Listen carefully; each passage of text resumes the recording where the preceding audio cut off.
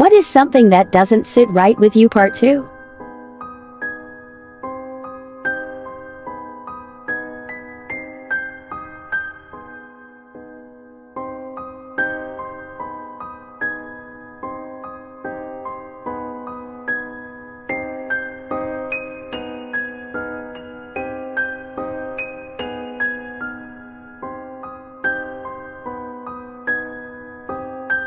Let's take a tour of one of the largest paranormal and occult collections in the world.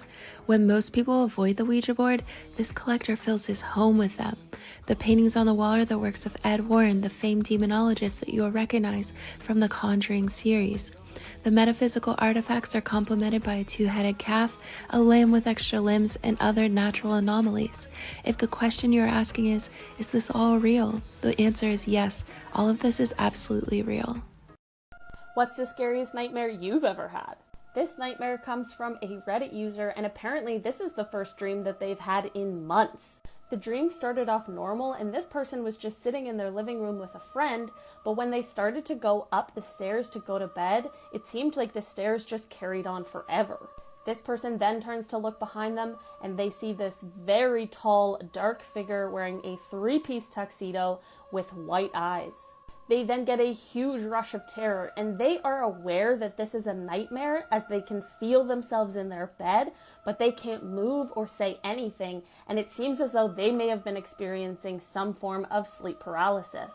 They were so scared in this nightmare that they started to hyperventilate before they just stopped breathing altogether. Luckily, they ended up waking up, and everything was fine. Make sure you guys like and follow for a part 3. This is the most depressing city on Earth. This is the city of Norilsk in Russia. It was built by 500,000 Gulag prisoners. There are no roads that lead to Norilsk. The only way out is an airport or a port 40 miles away. It enters a continuous darkness for 45 days each year. It is also one of the most polluted cities on Earth. In 2016, a river turned red and people don't even know why. And on top of all that, the lifespan of a worker there is 10 years less than a normal worker in Russia. A space object landed on the Florida coast last night. We tracked it down and the officers had something suspicious in this yellow bag. When we got home, a man in a suit was already at our place. This show is interesting. If y'all like paranormal stuff, watch it.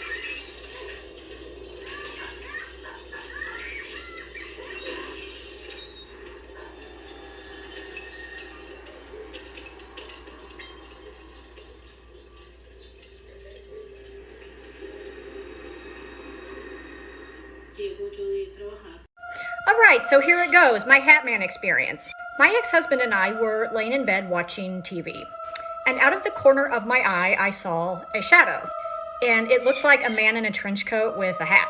I screamed bloody murder. I thought someone had gotten into the house. But as my brain processed it, I realized this thing dwarfed Shaquille O'Neal. My ex-husband had like 9-foot ceilings in the kitchen, and that thing was all the way up to the ceiling. I knew at that point it was not human. My ex-husband and I are very skeptical about shit. We don't believe in ghosts. We think it's all a bunch of gobbledygook. And when I saw that, I lost it. My ex-husband said, "Why are you upset?" And I said, "There's a man in the house." And he just dismissed it. He said, "I didn't see anything." Okay. Finally, later on, he said, "You saw that big black thing, didn't you?" I said, "What?" He said, "I've been seeing that for a long time, and I never told you because I knew it would scare you to death." What? Stay tuned for part 2. Как там, видно, не видно, но на экране как бы ярко, плохо вижу, но вижу. Убираю стекло, оп, оп. Вот тебе, блядь, кусок стекла, кусочек стекла, блядь.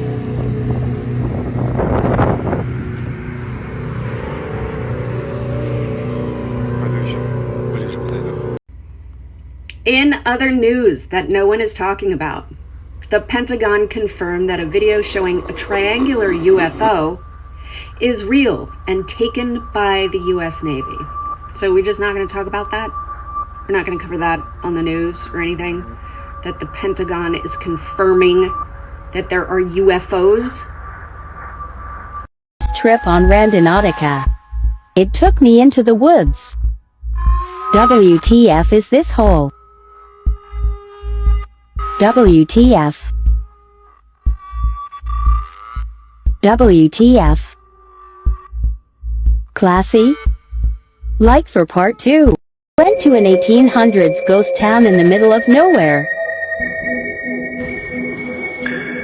The main building was built on a river so we couldn't get in. And TBH, I'm glad because something felt really sus.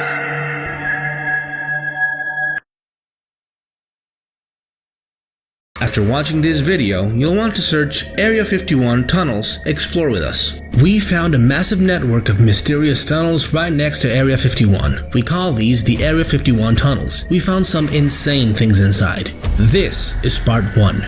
Down the dark, underground path, we saw an abandoned workroom with strange writing on the walls. Soon we came to a split and decided to go right. Some paths were blocked off and impassable. We made sure to keep our voices down as causing the old tunnel to cave in above us was a real fear, especially with water leaking down from some sections. More wall writing, bad track. The ore cart track was as big as train tracks, and we hoped to find an old ore cart in the tunnel. A plank on the wall read Doug T, numbered from 78 to 81. Beside that, Fred W, 79 to 80. See what we found next in part 2 out of 3, or search Area 51 Tunnel Explore with us on YouTube to see everything. Did you know fairies used to be called the hidden people? Puts a rock in your stomach, doesn't it? Well, for good reason. Fairies aren't like we know them in children's shows. No, there's a reason Tinkerbell was kind of a total wreck all the time. Traditionally, fairies were feared by people. Dating back to the 12th century, people would build their houses with the front and back door lined and leave them open at night, or even remove cornerstones from their house for fear of being in the fairies' path. But why? Well, it was said meeting a group of fairies could result in one losing their mind, being abducted, or even death. One guy dug up a fairy mound looking for treasure and ended up bleeding from the eyes and going blind. And abduction stories recounted through history bear a lot of resemblance to modern alien abductions, which I find totally fascinating. Maybe there are no aliens, just advanced beings living on Earth in another realm? There's a lot of lore around this one. Tell me what I missed. That's fucking weird, dude. That's so weird. Nah, not just fucking sitting there. Armageddon. Armageddon. Coming to blow the fucking world up. Fishermen 40 miles off the Gulf of Mexico recorded what appears to be a fleet of UFOs that take the form of bright orbs. The eyewitness who recorded the video stated, "They stood stationary for 10 minutes and then faded out. It seems like there's been a huge surge in UFO sightings. I wonder what's the cause." If you have any ideas, let me know down below. Also, full vids on my YouTube. Make sure you subscribe, and until next time, peace. What if I told you that the year might actually be 1724? In the 1990s, several German historians proposed a radical idea, that the Middle Ages in fact didn't exist and we are actually living in the 18th century. In 1582, the Pope introduced the Gregorian calendar. Prior to this, most of the world was using the Julian calendar. The Julian calendar had a leap year every 4 years, in which an extra day was added. Since the solar year is technically a little over 365 days, the Julian calendar gains a day every 128 years. To account for this, when the Gregorian calendar was introduced, they should have shifted the date by 13 days. So here we have two possibilities. A pope had done the math wrong, 300 years in between then and now don't actually exist, and large chunks of history have been fabricated. But the phantom time hypothesis points out that it's way more than just a pope making a simple mistake. It points out the lack of records of big events. Did you know the ancient Sumerians, one of the most advanced civilizations predating Christ, actually believed in vampires and werewolves?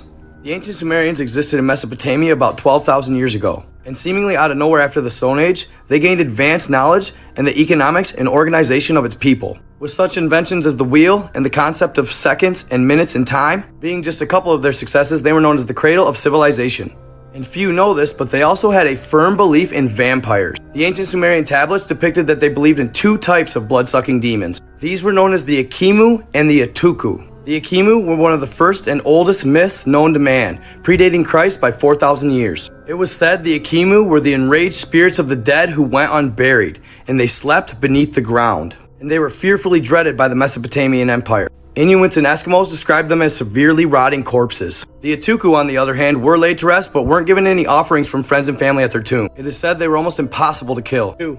Ancient Sumerians believe in vampires and werewolves too. Archaeologists found that written in cuneiform on one of the ancient Sumerian tablets, they depicted werewolves. They talk about those who are bitten and how they transform by the first full moon. Known as the Epic of Gilgamesh, the story revolves around Gilgamesh, the king of Uruk. In the story, he would find himself being pursued by the goddess Ishtar, but he would refuse her advances, reminding her of the fate of her previous lovers. She would turn them all into wolves. A number of experts have acknowledged that werewolves were part of the ancient Sumerian worldview. It's even said that their belief in werewolves may have contributed to the fall of King Nebuchadnezzar II. He would rule from 605 BC to 562 BC when he would take down the first temple of Jerusalem. In his place, he would establish one of the original 7 wonders of the world, the Hanging Gardens of Babylon. But shortly after doing this, Nebuchadnezzar would develop a severe depression. It would continue for 7 years until he reached complete psychosis. He would eventually believe that he had turned into a werewolf. This psychosis is known today as lycanthropy.